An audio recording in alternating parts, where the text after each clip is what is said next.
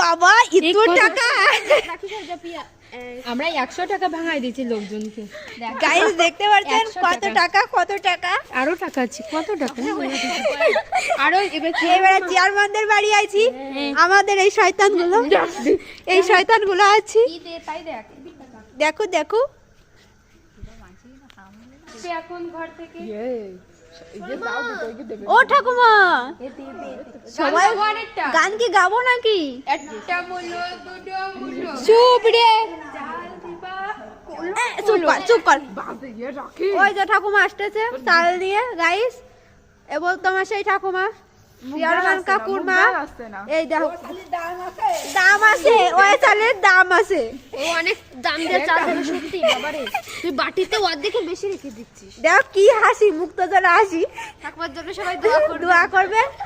ঠিক আছে গাইস, এই পর্যন্তই এনাফ।